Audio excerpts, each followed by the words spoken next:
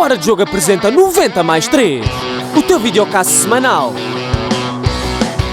Com os mágicos Ricardo, Afonso e Zé Miguel, soltinhos para mais uma emissão.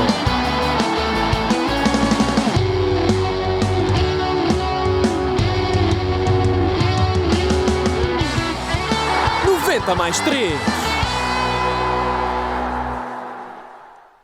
Sejam bem-vindos a mais um episódio do 90 mais 3. Meu nome é Afonso Couto e estou aqui com o mágico Ricardo Quinteiro. Estamos em dezembro de 1986 e para celebrar este fim de ano civil e também futebolístico, é sempre muito bom ter aqui connosco nada mais nada menos do que Rui Miguel Tovar. Alguém apaixonado por este futebol, por este ano que nos trouxe tantas surpresas, nomeadamente o campeonato mundial conquistado pela Argentina do mágico Diego Maradona, também um bicampeonato do Futebol Clube do Porto, que começa a afirmar-se em grande no futebol português, passando também pela prestação muito pouco conseguida da seleção portuguesa nesse mesmo Mundial de 86, com tudo aquilo que foi saltilho. Estaremos aqui para comentar isso. Rui, muito obrigado pela presença aqui. Mais uma vez. Terceiro ano, terceira experiência. É isso mesmo, é isso. Começámos em 84, agora em 86 temos aqui o Rui mais uma vez connosco. Ricardo, antes de começar faz uma pequena apresentação, espero que gostes. Sempre. Já estás habituado. Boa noite, Rui, bem-vindo. Estamos em 1986, um ano histórico para os amantes do futebol.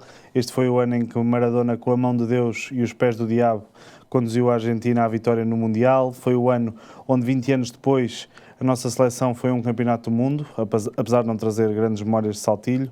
Foi o ano em que o Futebol Clube do Porto se sagrou bicampeão nacional, que o Benfica venceu a taça no Jamor frente ao Belenenses, e no capítulo internacional foi o ano em que o Steaua de Bucareste chocou a Europa e conquistou a taça dos campeões europeus, e o Real Madrid levou a taça UEFA para casa. É no final deste ano tão vibrante recebemos um convidado que é uma verdadeira enciclopédia de futebol português e internacional, o Rui Miguel Tovar.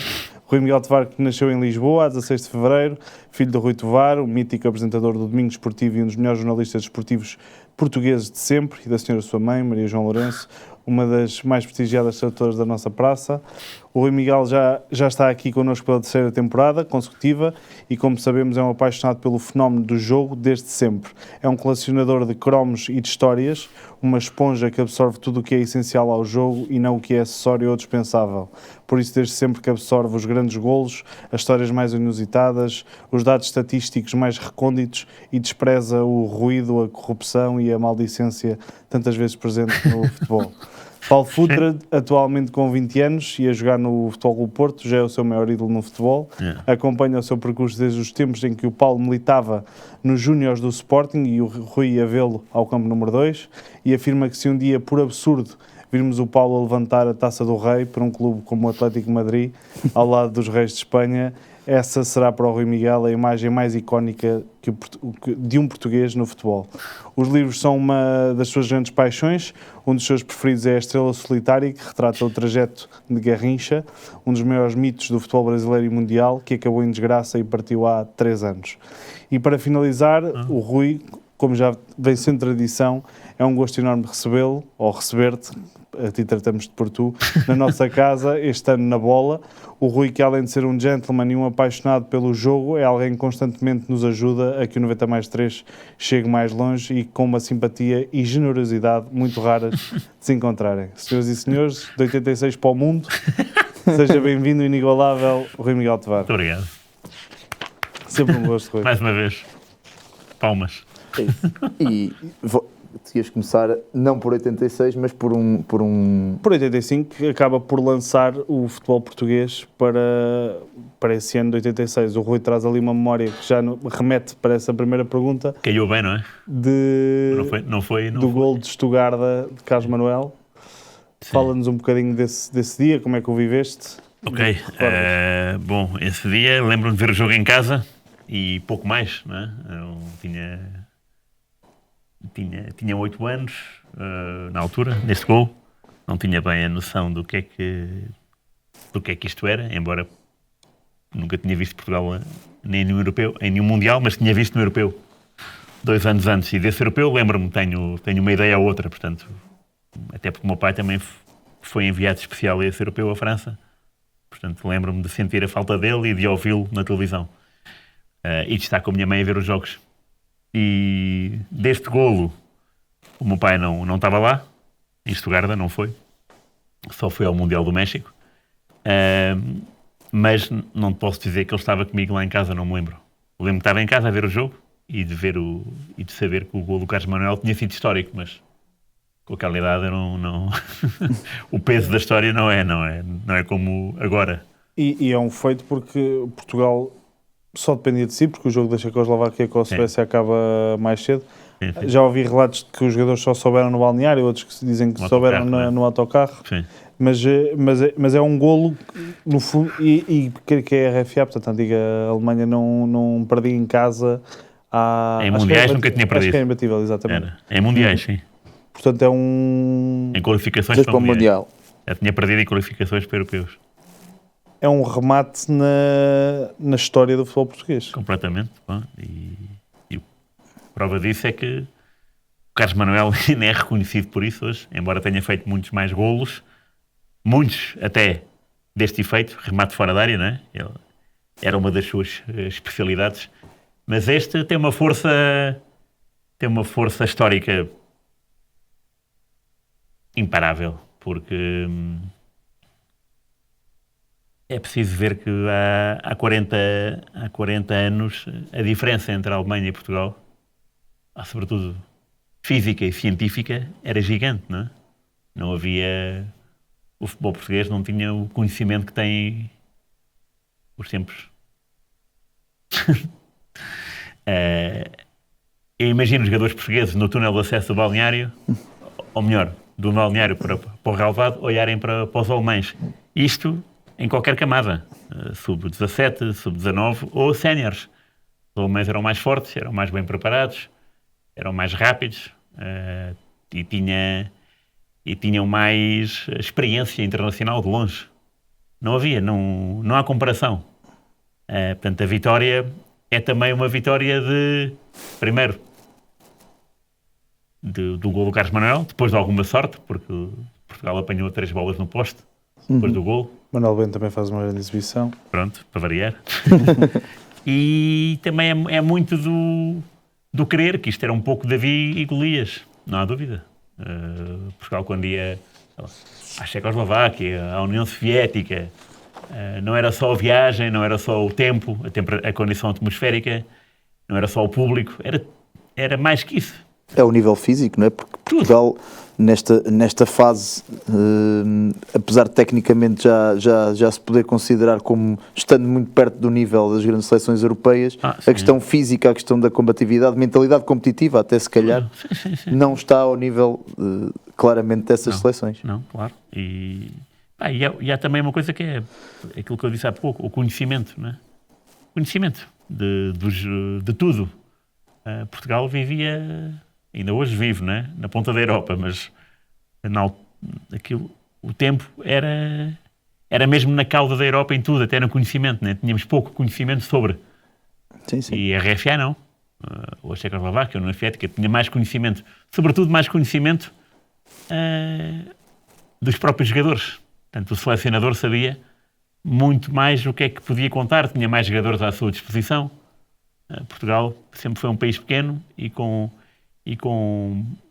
não com tantos jogadores como os alemães, ou os soviéticos, ou os checoslovacos. Por isso é que foi uma proeza eliminar a União Soviética em 84, na qualificação, e foi uma proeza ganhar a Alemanha em Estugarda e eliminar a Suécia, porque era a Suécia que estava quase no Mundial do México. Aliás, o Stromberg, que jogava na seleção sueca, nunca perdoou, digamos assim, o Carlos Manuel, não é? Companheiros de equipa, mas tirou-me o sonho de jogar o Mundial do México.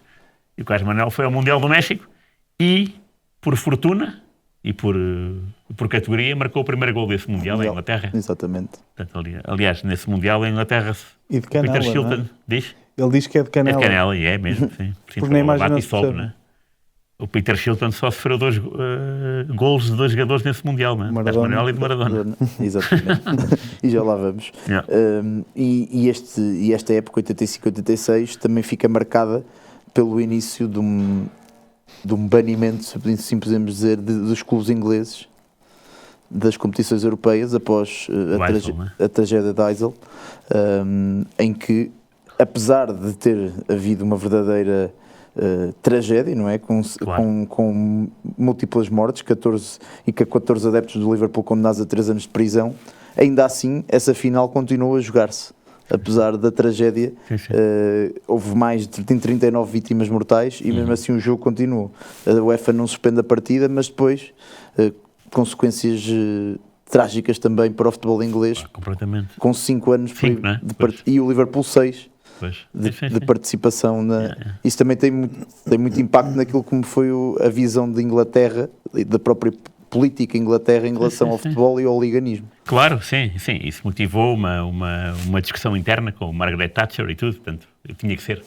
Não é? Era um escândalo que acontecia em Inglaterra e não foi só esse jogo. Já antes, em outras finais europeias, que até meteram o Leeds United, já tinha havido problemas entre adeptos, só que na altura, até então, as coisas não eram assim tão faladas. Pronto, aconteceu, houve uma invasão de campo, houve uns quantos feridos. Em Heysel não, em Heysel foi mesmo grave, até porque passou em direto. Lá está, lembro-me de ver isso também, 29 de maio, lembro-me muito bem de ver na televisão, o desacato e não perceber o que é que estava a acontecer e porque é que estava a acontecer aquilo. E os clubes ingleses, claro, afundaram-se completamente, não é? Por acaso a seleção não se afundou e até fez 2 mundiais muito bons, o de 86 e o de 90, portanto, dentro daquela suspensão.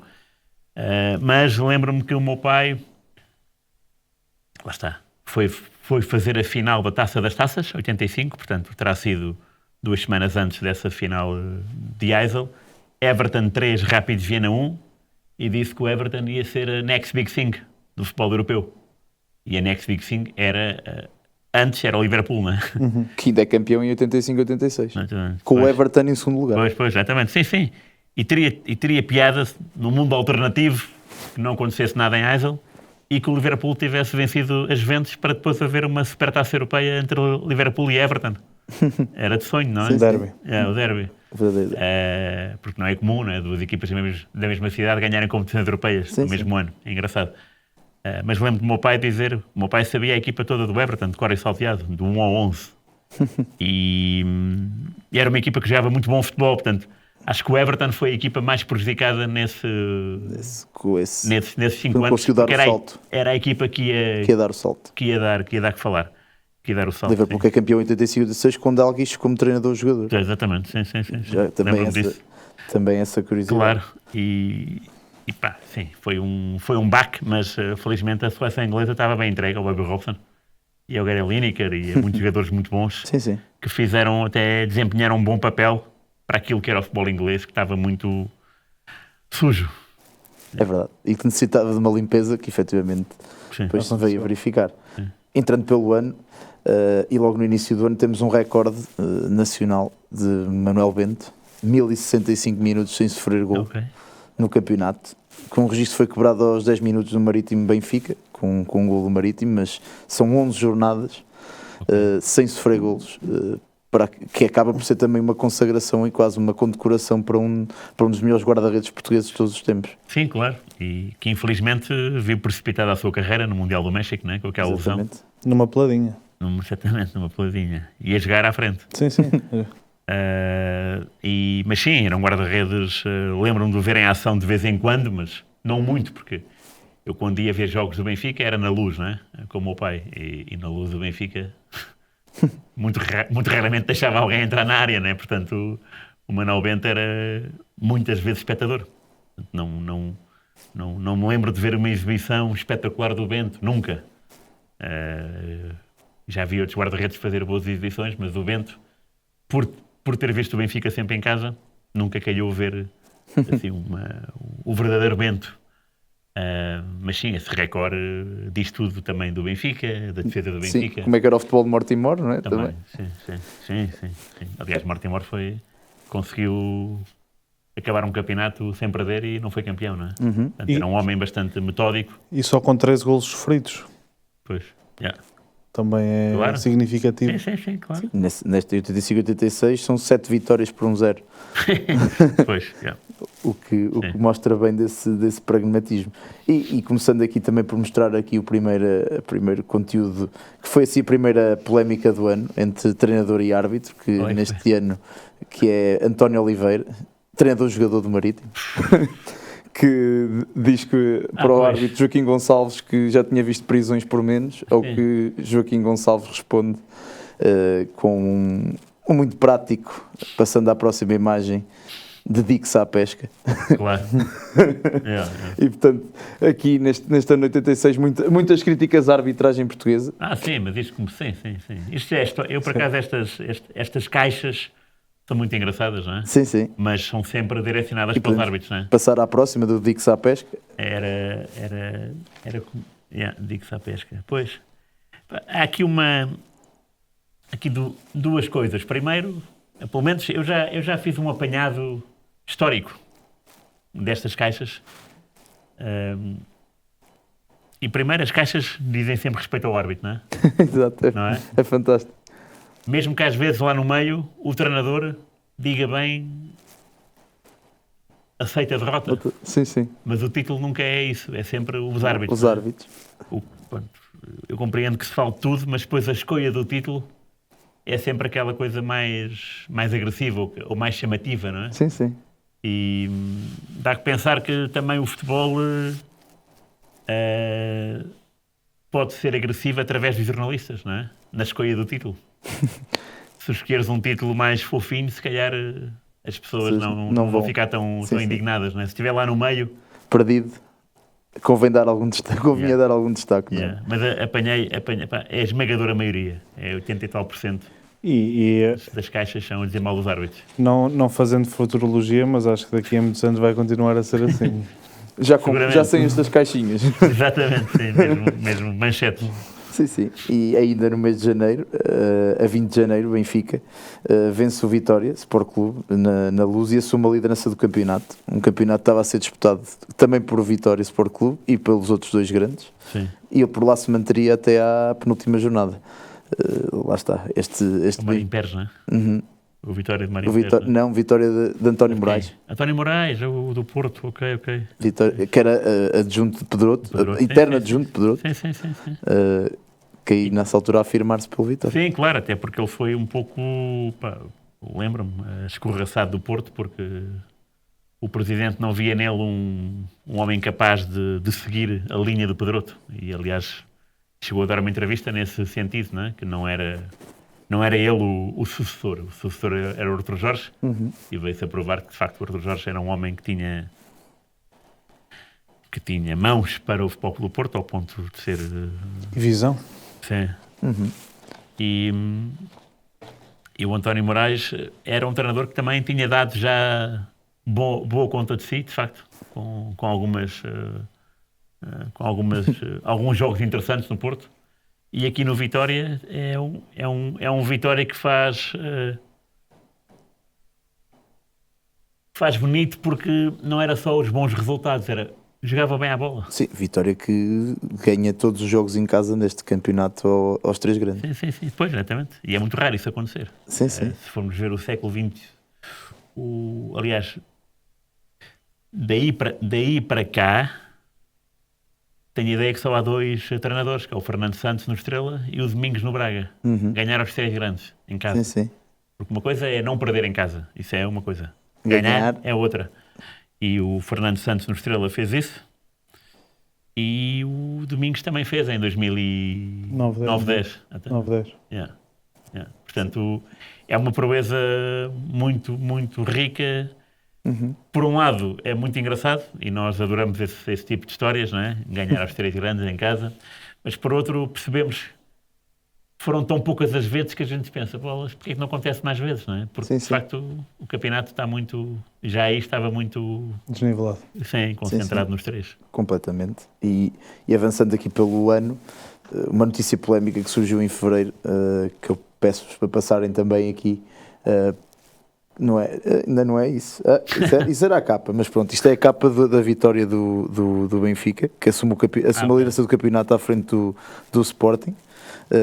Mas como vemos, 29, 28, 27, 25, sim, está muito estava uma luta muito aguerrida pelo título. Mas depois em fevereiro surge uma notícia que é 75% dos heróis de Stuttgart são fumadores. E perguntava se uma nuvem de nicotina paira sobre o futebol português. Inclusive, mais tarde, Paulo Futre também dá uma entrevista à Bola dizendo que não fumando sou o melhor atleta, confirmando aqui que se calhar era um exagero o que se fumava naquela seleção. E, efetivamente, nesta altura ainda havia muita... É cultura. Então.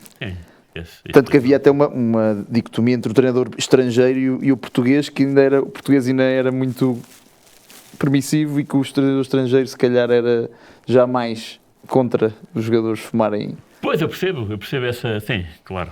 Quem vinha de fora achava estranho, não é? Ao nosso hábito cultural. Porque isto era um hábito cultural. Eu lembro-me de ver na rua... Aliás, lembro-me de ver restaurantes em que entrava no restaurante e a nuvem de fumo estava lá, não é? E as pessoas assumiam isso. Agora havia treinadores que vinham para cá e queriam impor a sua lei. Até havia treinadores que não queriam que os jogadores conduzissem. Podiam ter o carro, mas não podiam conduzir. E, portanto, lá está. Mais uma vez, é aquela situação da cultura, não é? É como a RFA é Portugal. Havia uma grande diferença cultural, futebolística entre os dois, que era o conhecimento científico. E aqui também, os jogadores não se preocupavam com isso. E se calhar lá fora já havia essa preocupação de o fumo faz mal. Mas há muitos bons jogadores que no intervalo enchem o pulmão e fumam, não é? E para a segunda parte, bora lá. Insuflar um bocadinho. E fevereiro acaba com uma notícia bombástica em Portugal, que é a presença de Frank Rijkaard em Portugal. Os treinos para conhecer o Sporting, que na altura capitão do Ajax. Aqui chegou a treinar-se, não foi? Aqui não, aqui veio só visitar. Comeu um linguado, gostou do que viu e regressou à Holanda, dizia o Jornal da Bola. E dizia também a imprensa holandesa que era Rijkaard para o lugar de Jaime Pacheco, que iria para o Futebol Clube do Porto no ano seguinte. Voltaria, né? Sim. Se bem que foi uma transferência que acabou por... confirmou-se, mas depois nunca chegou a jogar. Sim, essa não, pois não. O Rijkaard treinou, até havia um jogo ao vivo depois, acho que na segunda visita havia um jogo ao vivo, foi com o Espinho, 0-0. Sporting empatou 0-0, saiu. Não sei se foi Espinho ou Varzim. E ainda chegou a treinar-se, mas depois houve um lapso na inscrição. Ele passou depois... porque isto foi um fuiti que durou anos, não é? Sim. Ele depois foi emprestado ao Saragossa e jogou 87, 88, uns meses no Saragossa e depois apareceu no Europeu 88. Exatamente. Iria aparecer no Europeu 88. Iria aparecer como vencedor. E pronto, e depois iria fazer a carreira. Eu lembro-me deste início de fuitim e pensar no Rijkaard, mas era normal os grandes jogadores virem para Portugal. Mesmo. O Benfica tinha brasileiros de seleção, o Porto também. E, portanto, havia uma tendência para explorar essa grandeza. E era também interessante os jogadores perceberem que Portugal podia ser uma boa porta. E onde as equipas portuguesas iam muito mais longe nas competições europeias. Claro. Sim. O atrativo era diferente. E a decalagem entre a equipa portuguesa e o Real Madrid, o Barcelona, o Bayern, existia, óbvio, mas não era tão grande como agora. Sim. Aliás, dá para ver quem foi o campeão europeu esse ano, não é? De 87 o Futebol do Porto, em 86 o Seteu, o Benfica poderá vir a ser em 88. E em 90. E em 90, eventualmente. Mas podes ir para 20 de março, não é? Que é a quarta-feira europeia negra. Sim, onde o Benfica foi eliminado, morre na praia com o Dukla de Praga, falha as meias finais da Taça das Taças e o próprio Sporting também eliminado nos quartos de final da Taça UEFA contra os alemães do Colónia. O Colónia, do Schumacher, não é? Sim. E portanto, e Klaus Allofs, não é? Neste ano, aquilo estava a ser um campeonato muito intenso em Portugal, com 3 a lutar pelo título, potencialmente até 4 com o Vitória lá metido nas competições europeias, acaba por não ser o melhor ano para Portugal. Sim, porque já tinha sido eliminado nos oitavos pelo Barcelona na Taça dos Campeões Europeus. Mas aí mais perceptível. Sim, sim. Sim, claro. E há alguns factos interessantes sobre esta quarta-feira, em que não sei se já tinham posto aí a capa, mas começando pelo primeiro, que é a ZDF, que a DE alemã não permitiu a entrada de câmaras da RTP, apesar de estar acordada a transmissão. Ah, é? Portanto, sim, em Portugal não vimos. Portanto, Rui, não viste esse jogo de certeza, Não poderia dizer isso que eu não me lembro. mas de certeza que não viste. Yeah. E depois, outros factos interessantes sobre isso é que o Sporting tinha sido sorteado. E aqui uma comparação interessante, porque há muito esta discussão do que era mais importante, a Taça UEFA ou a Taça das Taças, mas se calhar um dado que favorece uma em detrimento da outra é que o Sporting e Benfica jogam no mesmo dia, não é? As duas competições, mas no sorteio o Sporting tinha ficado como recebendo na segunda mão em casa o Colónia, só que o Benfica também receberia em casa do Clube de Praga na segunda mão, e havendo a proibição de duas equipas vizinhas Sim. receberem jogos ao mesmo tempo, foi o Sporting que teve que ir receber na primeira mão. Porquê? Porque a Taça das Taças era considerada superior à Taça UEFA. Okay. O que acaba por ser uma interpretação da UEFA nesse sentido. Sim. Efetivamente a Taça UEFA... Ou do poder do Benfica sobre o Sporting, nunca saberemos. Também, segunda bola era isso. Não, acho que tem a ver com esse ponto, porque a Supertaça Europeia é entre o vencedor da Taça dos Campeões e a Taça das Taças. Não é? A Taça UEFA era uma taça, não diria menor, mas em comparação com a Taça das Taças não tinha o peso. Até porque era muito, a Taça dos Campeões e a Taça das Taças eram exclusivas a campeões, ou seja, tinha Competições, cinco verdade. competições, Nem mais, enquanto nem que a Taça UEFA Sim. era aquilo mais semelhante ao modelo futuro. Exatamente, mais uma vez. Sim. Outro fato interessante, e a envolver os dois clubes da ação circular, é que, e eu pedi para passarem também aqui, que foi o equívoco no galhardete que o Colónia entregou ao Sporting, em que troca o símbolo do Sporting pelo Benfica, e temos aqui a imagem desse galhardete, que foi entregue ao capitão do Sporting. Lindo. Que era Não quem sabia. nesse dia? Creio que foi Damas. Não sabia. É espetacular. Creio que foi Damas a receber este galhardete. Não sabemos qual foi a reação dele ao ver este grande E estava lapso. escrito Sporting Lissabon. Yeah.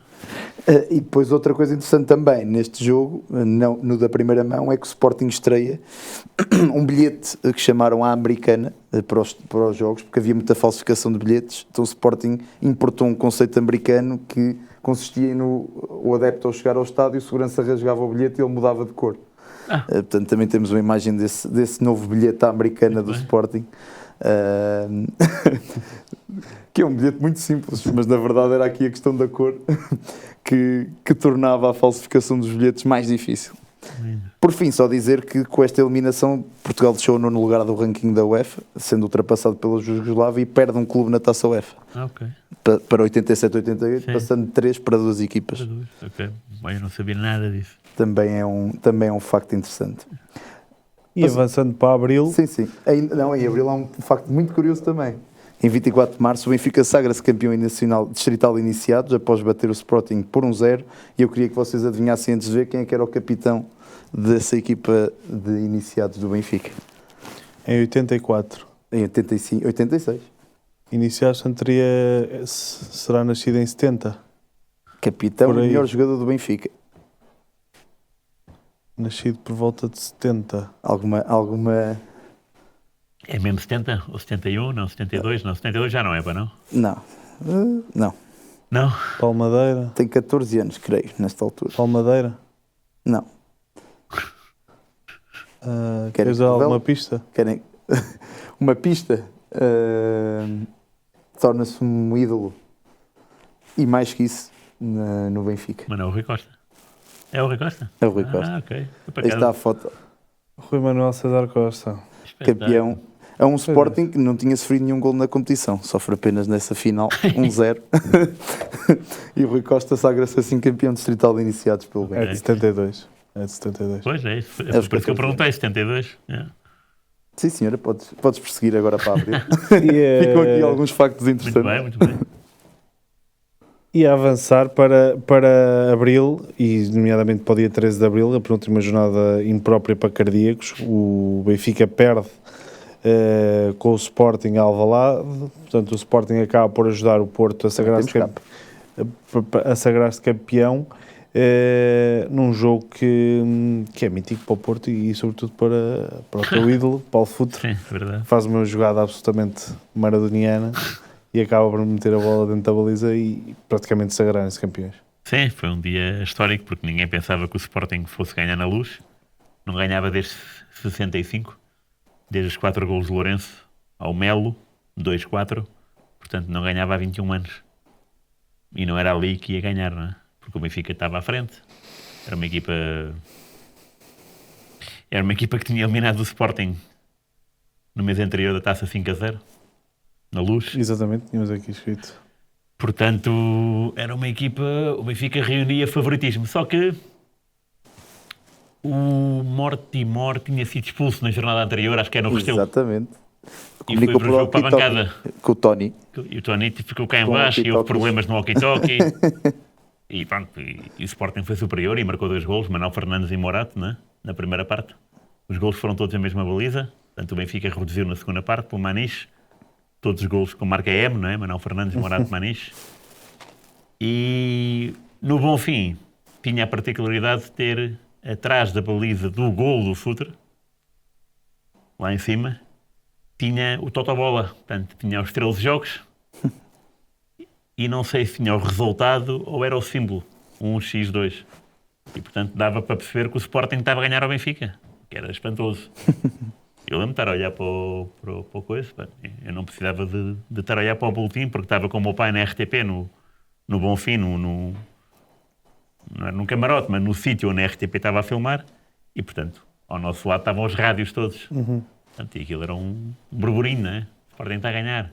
Mas, se fosse adepto comum, não tivesses o rádio, o trânsito, Saberias também. conseguirias olhar para lá e conseguirias ver que o jogo 13, se fosse o peniche, não sei o quê, também sabias que estava 1, X ou 2.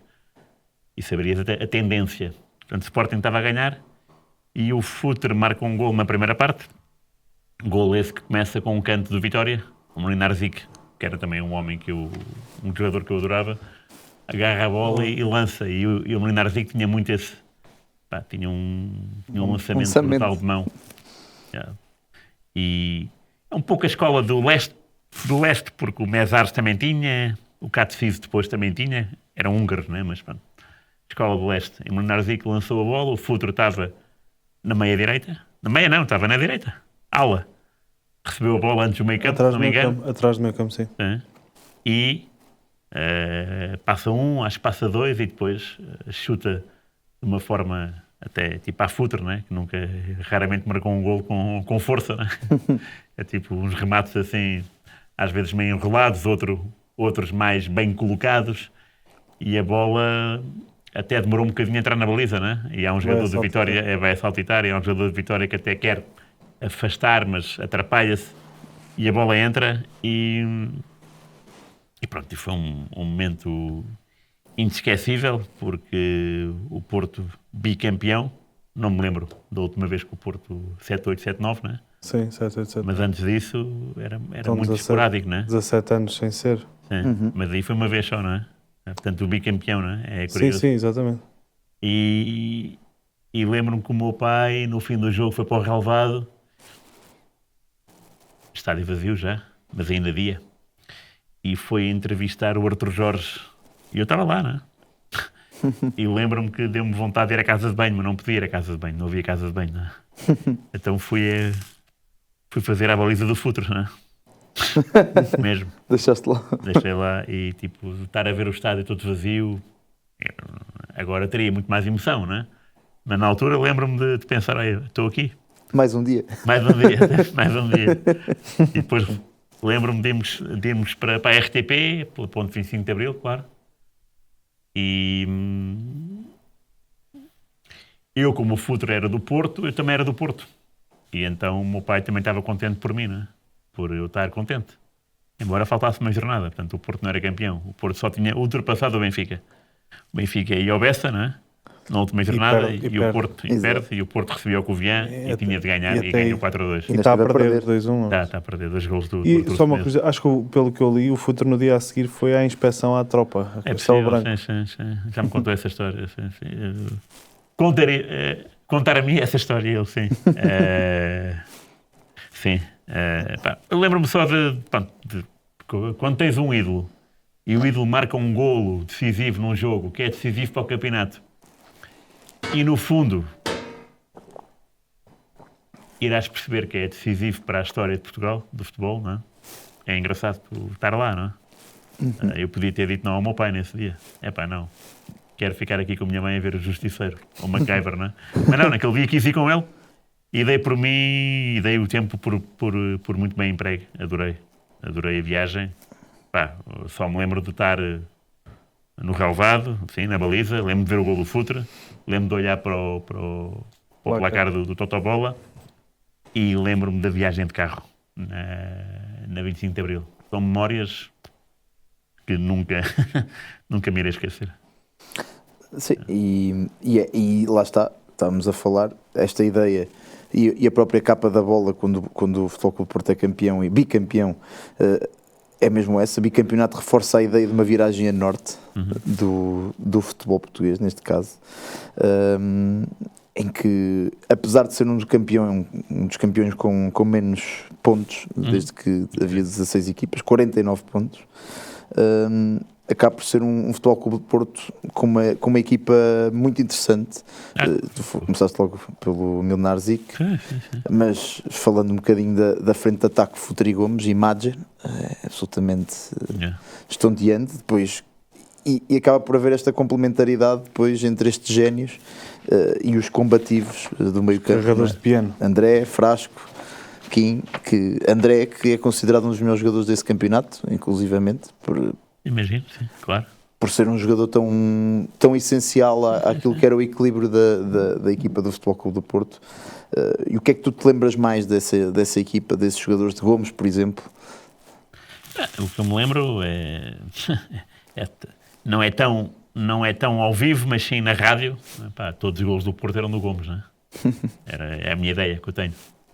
Era quando só havia um golo, até era uma surpresa quando não era o Gomes. Não é? Eu também gostava do Gomes. Aquele 9-0 que ele marca 4 e ainda 2 são anulados, penso eu.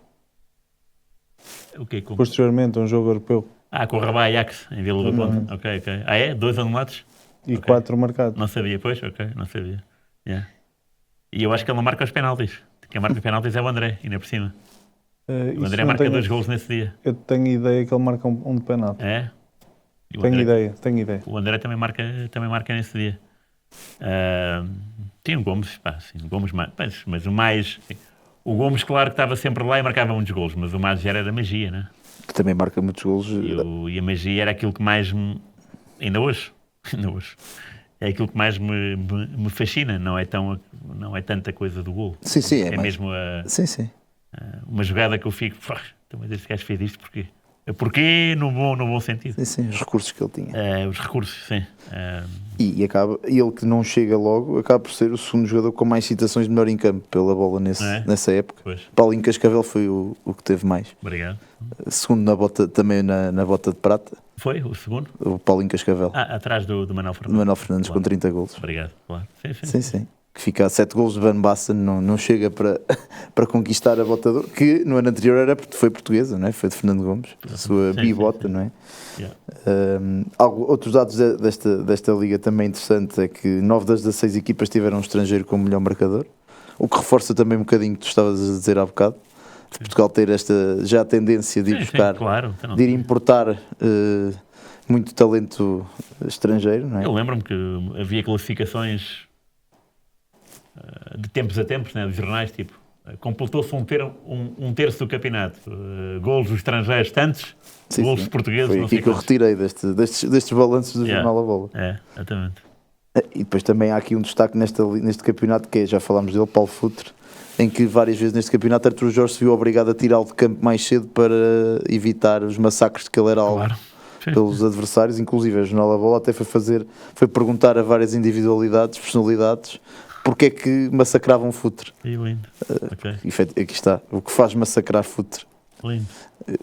Tal era o talento e era impossível pará-lo a não ser de forma dura, não é? Sim. E muito ele se esquivava à falta, ou seja, ele caía antes da falta. Sim. Era esperto também. Sim, também vi esta ideia da simulação. Claro, mas muitas vezes ele ia para o chão só para não embaterem forte e feio. Ele sabia que vinha aí uma castanhada, então deixa-me cá, mas é resguardar-me. Yeah. Excelente. Em abril ainda, no dia 23 e 24, Portugal e mais concretamente Lisboa, foi o centro das atenções do futebol português, com o 17º Congresso da UEFA, que além de ter reeleito o Jack Jorge como presidente da UEFA, ainda discutiram temas interessantes como a inclusão do futebol de 5 na UEFA Okay. e a possibilidade de Israel poder concorrer a provas europeias, algo que foi chumbado pelos 16, na altura, os 16 países do sul da Europa. Além disso, discutiu-se a inclusão de San Marino como 35º membro da UEFA, que acabou por acontecer. Não sabia que E tinha Carlos sido. Valente foi nomeado pela FIFA para representar a arbitragem portuguesa no Mundial Pois. de 86. Boa, sim. Pois, lembro-me dele, no Mundial, muito bem até. Havia a dúvida se era ele ou Rosa dos Santos, mas O Rosa Santos, sim. Mas Sim, acaba até por houve ser- assim uma polémicazinha, que acho que o Rosa Santos estava mais bem posicionado. sim, acho que até chega a arbitrar a Taça dos Campeões Europeus, não sei se foi uns quartos ou meias finais, portanto, Ok, pois. achava-se que ia ser ele. Sim, e depois foi o Carlos Valente, que foi exatamente, sim. O Carlos Valente, lembro-me que ele fez um jogo do México, França-Hungria, comentado pelo meu pai. Lembro-me disso, de haver essa dupla curiosidade. Muito bem, e acho que agora é a altura de irmos para a grande competição, não é? Sim, só uma curiosidade, que é de maio que o Boa Vista tornou-se o primeiro campeão nacional de futebol feminino. Que já tinha se iniciado nos anos 70, mas Sim. e até houve a seleção nacional até é de 81, a primeira geração. É um amigável em França, mas depois só ganha mais força no final dos anos 80 e o Boa Vista foi Deca campeão. Deca, fogo. Portanto, Até o primeiro uma 10, é coisa- Primeiro 10. Fogo, já está. E a 30 de junho, João Rocha deixa a presidência do Sporting. Sim, e antes avançamos para o Mundial 86, mais para abrir essa discussão, aqui algumas curiosidades também. Para já que o símbolo de Portugal nesse Mundial foi o infante. Ok. Curiosamente, o autor do símbolo do infante é Afonso Henrique. Não é engraçado? É este aqui. E podia para passar. Este está ele, o infante. Lembro-me, claro, desse símbolo. Sim. Depois uma curiosa entrevista a Eusébio antes do Mundial, em que diz que o melhor jogador português é Jaime Pacheco. Para Jaime Pacheco terá sido uma grande honra ser Sim, claro. destacado como King. Eusébio o melhor jogador português. O Jaime Pacheco era número 10 em tudo. Era número 10 na camisola e número 10 como pessoa e como jogador. Foi ele... Olha, estou a olhar para esta capa do livro e ele está aqui atrás, do Carlos Manuel. Ele era o número 10 deste jogo. É o número 10 da final da Taça das Taças com os Juventus, Porto Juventus. Era o número 10 mesmo. E eu percebo aquilo que o Eusébio quer dizer. Era um jogador bastante diferente. Aliás, Portugal tinha muitos jogadores assim. Tinha uma grande seleção, só que não basta ter jogadores, homens, é preciso depois ter atrás deles melhores pessoas ainda, não é? Exatamente. E na altura não havia. E depois temos outro caso que também acabou por ser uma novela ao longo desse ano e depois no Mundial, que é o caso de Manuel Fernandes Torres. Inclusive a Bola também fez uma caricatura muito engraçada, a propósito até do Festival da Canção. Ele a cantar, não é, Manuel Fernandes? Para ele. Eu tenho essa noção. Não sejas mau para mim, que era a desta. música de Portugal nesse ano, em 86, e que acaba por ser também um bocadinho chocante, não é? O melhor marcador, bota de prata, Sim, sim. nem sequer fazer parte nem ser equacionado para fazer parte da seleção. Pois, Manuel Fernandes contaria a história, porque no início, para não dizer nada, o Sporting dá 7-0 ao Penafiel, acho eu, 85, 86. E o Manuel Fernandes marca 5 golos, parece-me, ou 4 ou 5. E vai ao Domingo Esportivo, e no Domingo Esportivo perguntam-lhe como é que é a seleção, e ele, é tempo de dar lugar aos mais novos. Só que o Manuel Fernandes começa a marcar golos todos os dias, né? Todos os dias, pim.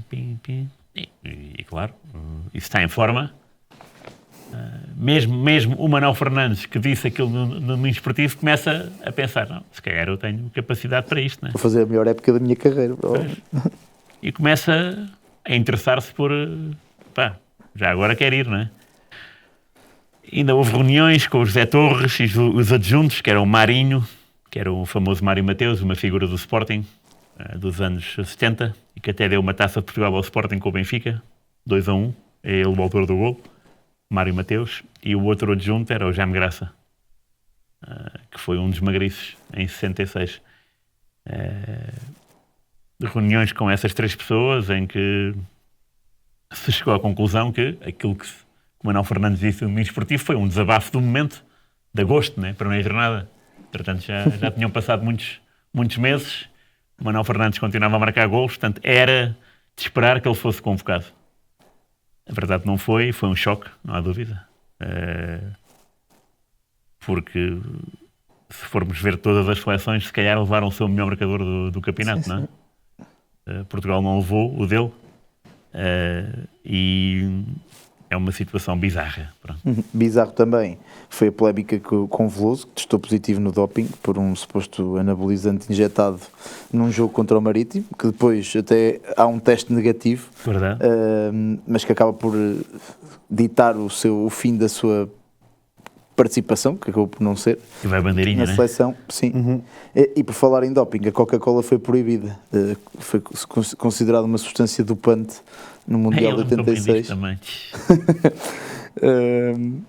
Inclusive os anabolizantes não estavam para constar da lista, mas vieram numa adenda depois, mas a Coca-Cola já lá estava como proibida. Lembro-me disto, sim.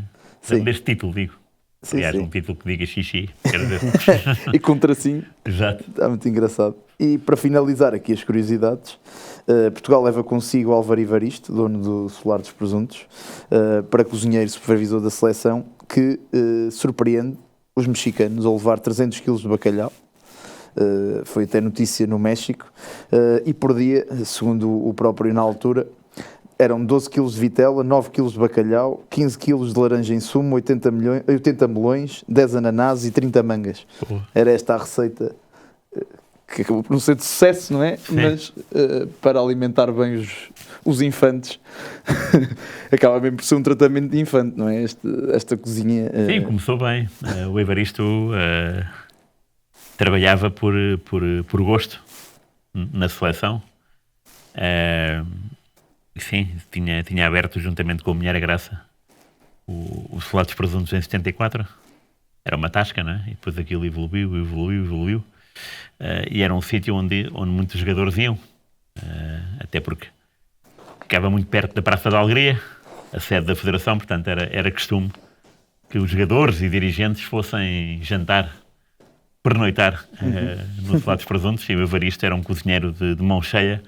E, portanto, tinha lógica ele ir, e há fotos muito engraçadas do Evaristo com os jogadores em pleno Mundial do México. Sim, já estou muito bem deles.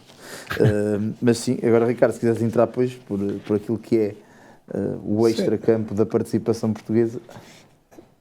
Sim, podemos ir já àquilo que é a participação portuguesa. E primeiro do geral para o particular, até porque é um Mundial que está entre 31 de maio e 29 de junho, a competição foi alargada, houve 132 golos neste Mundial, dá uma média de 2,54 golos por jogo, mas no que a Portugal diz respeito, daquilo tanto do que ouvimos, do que preparámos, é um Mundial extremamente mal preparado pela Federação.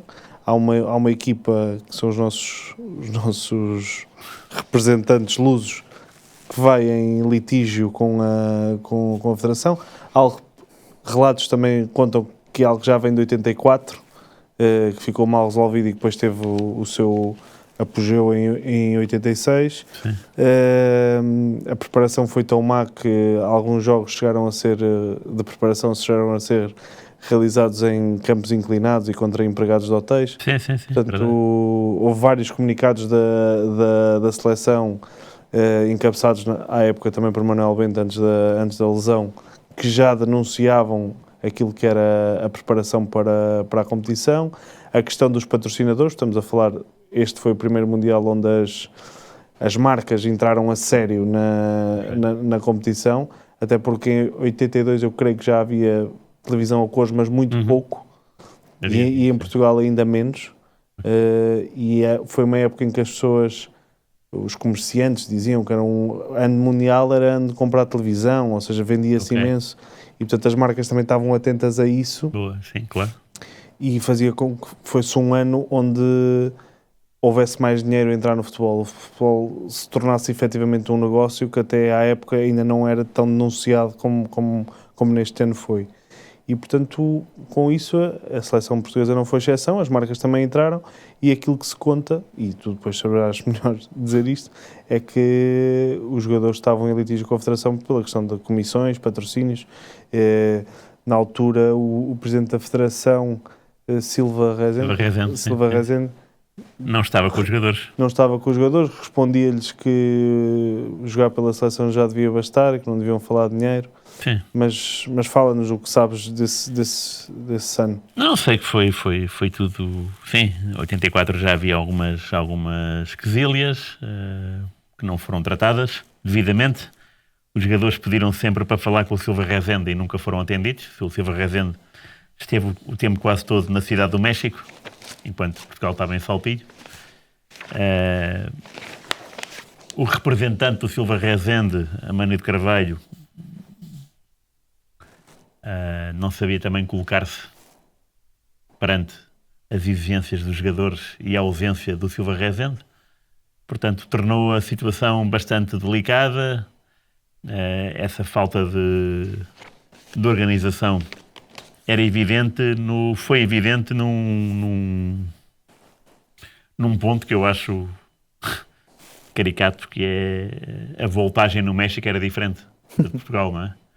E então Portugal levou muitos equipamentos que lá não dava. A Federação levou muitos equipamentos que não dava para... As fichas não davam, isso é caricato, não é? Portanto, já para não falar que a viagem foi muito longa para o México, teve para aí 2 ou 3 escalas. Altitude. Os treinos mal preparados, os jogos que eram combinados e depois não havia cachê. Acho que havia um jogo que era Portugal-Chile e não houve, porque não havia dinheiro para o Chile, e então Portugal jogou com uma equipa de empregados de casino, não é? Foram dispensados do trabalho para jogar com a seleção. Exatamente, foram dispensados de trabalho. Portanto, foi tudo muito mal pensado. Mas a verdade é que Portugal, no primeiro jogo, até ganhou a Inglaterra. Exatamente. Temos as capas desse jogo. Sim. Tem a capa de giro. Que é uma vitória fantástica, não é? Claro. Contra uma poderosíssima Inglaterra. Sim. Os jogos eram, eu não sei, por acaso não sei se está aqui o horário dos jogos de Portugal desse Mundial, mas Marrocos não vi de certeza, estava a dormir, tenho a certeza absoluta disso, de acordar no dia seguinte com o resultado e ficar espantado. Mas os jogos não eram horas assim aceitáveis. E foi tudo uma surpresa. Pois, Marrocos-Portugal foi às 11 para mim. Era tardíssimo. Polónia e Portugal às 11. E Portugal e Inglaterra às 11 da noite. Tudo às 11. Tudo às 11. Portanto, foi tudo uma surpresa, desde a vitória à Inglaterra, Sim. até depois à derrota com a Polónia e depois ao descalabro com o Marrocos, porque 3-1 com o Marrocos é muito, muito pesado. Sim. E mesmo a Polónia já não era aquela Polónia que tinha tido uma geração dourada. Sim, não era. Não tinha o Boniek, não é? Não era, mas até foi um jogo equilibrado. Atenção, sim. Portugal até podia ter vencido, mas pronto, é daqueles jogos em que se perde por uma migalha e Portugal perdeu. Também temos essas capas. Porque se fosse vitória, aí Portugal qualificava-se nesse dia. Sim. Mas sim, a gente sabe lá o que é que se passa. Por acaso aqui sabia-se porque os jornalistas estavam com os jogadores. É por isso que nós sabíamos tudo. Não se sabia. Apesar de haver umas regras interessantes da Federação da forma como deviam ser abordados, só que aquilo depois nunca acontecia, não é? Óbvio. É curioso, portanto, a revolta dos jogadores também era um pouco a revolta dos jornalistas, não é? Porque os jornalistas ouviam os jogadores e percebiam que isto está tudo errado, não é? A nossa Federação não está a trabalhar bem. Mas o que mais doeu foi a ressaca desse Mundial, não é? Isso aqui iria ser muito... Muitos jogadores a renunciarem. Seria muito doloroso, sim, muitos mesmo. Muitos. Fala-se de 14, pensou, não é? Dos 22. Sim, pois, o número exato, olha, não. E mesmo Paulo Futre não tem um papel muito importante nesse Mundial, não é? Apesar o Futre, não. O Futre disseste tu? Sim. Não tem, não. Sim, mesmo com a Inglaterra entre 13 minutos, apesar de ser muito elogiado, na altura, pelas crónicas da bola, como sendo 13 minutos de genialidade, Sim. mas acaba por não ter preponderância. Ele falha um gol à frente do Shilton, o Futre. Falha mesmo. E depois encontraria o Shilton no West Ham. Já ele, fim da carreira. E o Shilton, para lá do fim da... Ambos, exato. Para lá do fim da carreira. Muito se conta que a lesão de Bento foi muito dramática para o grupo. Tens ideia do que é que isso representou? Não, o que eu tenho ideia é que toda a gente pensava que o Bento era o super-homem, não é? E que ao lesionar-se foi um choque brutal, porque era provável que os suplentes, Jorge Martins e o Damas, sobretudo o Damas, não estivesse para aí virado, para não estivesse totalmente concentrado no seu papel de guarda-redes suplente. E quando lhe foi dada a notícia, ele encarou a notícia como normal, porque o Bento estava lesionado, mas que vai ser difícil, não é? Superar isso para que tu disseste, o trauma. Porque ninguém está à espera que se lesione um dos jogadores mais importantes da seleção, não é? No início da prova. É muito raro isso acontecer. Sim. E não é... Era como se, por exemplo, em 66, se o Eusébio se lesionasse entre o primeiro e o segundo jogo. Era capaz de ser traumático também. Seria uma machadada. Ou como aconteceu com o Pelé, que depois jogou muito condicionado. Exatamente. Exatamente. Um bom exemplo, sim, excelente. É isso. Portanto, são situações inesperadas que já estava caótico. Ainda ficou mais. Se juntarmos o pânico ao caos. E sendo um líder, não é só um dos melhores jogadores, também era o líder da comitiva. Sim, claramente. Porra, ele punha aquela malta em sentido. Aliás, ele do Benfica já era o que era. Na seleção também o era assim. E era de facto um guarda-redes icónico. E estavas a falar sobre... Eu nunca ouvi fazer exibições, mas vamos ler os jornais, até os estrangeiros. Exibições lá fora que ele fez que eram magníficas, não é? O homem borracha. Porque ele defendia tudo, jogos em que defendia tudo.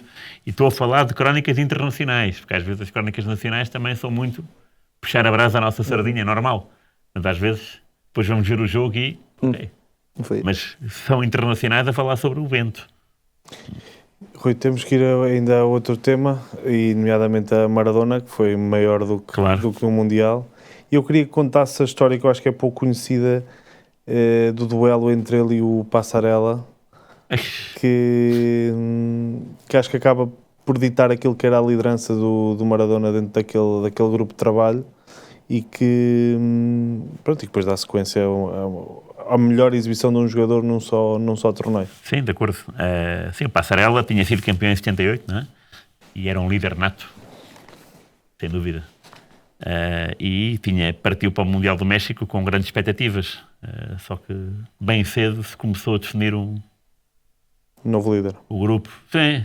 Até porque esse novo líder tinha sido nomeado pelo Bilardo, não é? O Bilardo percebeu que o Passarella era líder, mas calma lá, não é? Era tempo de dar a braçadeira a alguém mais novo, e o mais novo era o Maradona, não é? Um homem que tinha se estreado aos 16 anos pela seleção, e logo nesse jogo de estreia com a Hungria, 5-1, deu água pela barba e fez uma assistência brutal, marcou um gol. Portanto, havia algo diferente no Maradona. Passarella também, mas Passarella era um defesa central que marcava imensos golos, até muitos mesmo. Mas o Maradona não havia ninguém como ele. E o Bilardo percebeu que ele tinha que ser o líder daquele Mundial, para aquilo correr bem. E então começou a haver um grupo Maradona, um grupo Passarella, e houve um belo dia em que, de facto, fecharam-se todos numa sala dentro do centro de estágio. Não sei se na Argentina ou já no México, e que cada um disse o que tinha a dizer. Só que o curioso é que havia um jornalista que estava cá fora e que ouviu tudo.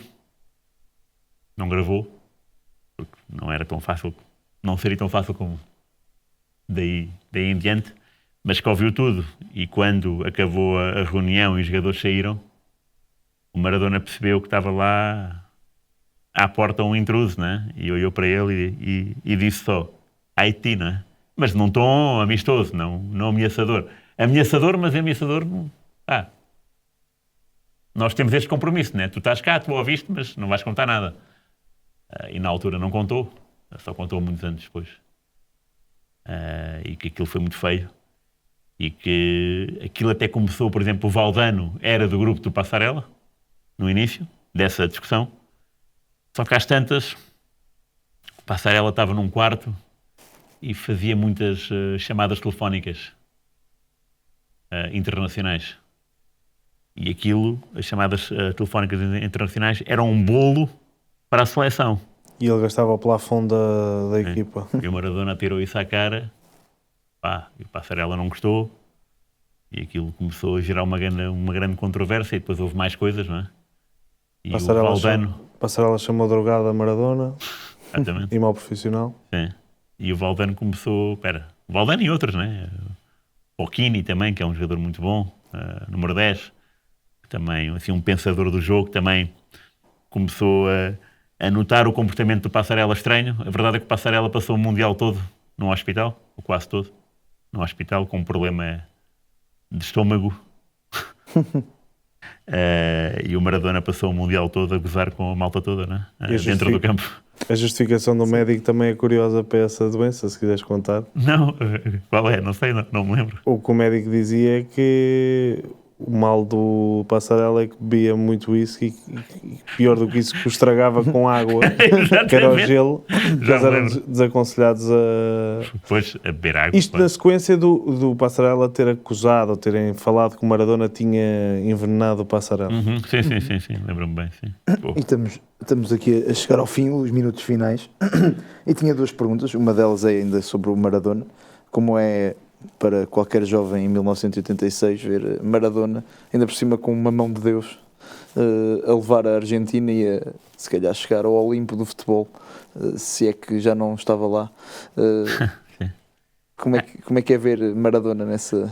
É assim, na altura eu era França, eu estava encantado com o Platini, com o Giresse, o Tigana, também gostava muito do Joel Bates. Para mim o melhor jogo desse Mundial até foi o França-Brasil, e não a Argentina e a Inglaterra, visto naquele tempo. Se calhar daqui a uns anos vou rever os jogos e vou dizer o contrário, ou vou dizer outra coisa, mas França-Brasil foi o jogo mais empolgante que vi, até porque teve prolongamento e penaltis. E o meu maior choque desse Mundial foi a RFA ganhar a França na meia-final. Até porque o 1-0 é um frango do Joel Bates de livre, do Berrema. Portanto, o Maradona era uma figura. O meu pai fez os jogos do Maradona desse Inglaterra e da final. Se é que não fez mais, não me lembro. Mas esses dois fez, que eu sei. E claro que se o meu pai estava lá, transmite uma aura diferente, não é? Mas eu fiquei fascinado com o França-Brasil e fiquei transtornado com o França-RFA. Tanto que nem vi o França-Bélgica, terceiro e quarto lugar, de tão amoado estava. E portanto não tenho o fascínio do Maradona, viria antes depois, pronto. Desse Mundial, sobre esse Mundial. Mas aí começa a ser construída claro, a figura mítica de Maradona. Sim, repara. Maradona chegou a Nápoles em 84, não é? É campeão do mundo em 86. Daí um ano seria campeão italiano pelo Nápoles. E isso é algo que... só se um jogador Só se um jogador pegar numa equipa que nunca foi campeão em lado nenhum e levar duas equipas às costas em anos seguidos. Quem é que faz isso? Duas equipas que não são favoritas. Longe não estou a dizer levar o Real Madrid, que isso é fácil. Sim, sim. Fácil? Não é fácil, mas Ainda É diferente. é diferente. É diferente. Portanto, é preciso também ter em atenção esse dado, pronto. E depois, se contarmos essas guerras psicológicas, verbais, com o Passarella, também percebemos que não é fácil ser líder, não é? Não é fácil impor-se. E é preciso ter muita cabeça e ter muito coração e ter muita determinação. E ele teve.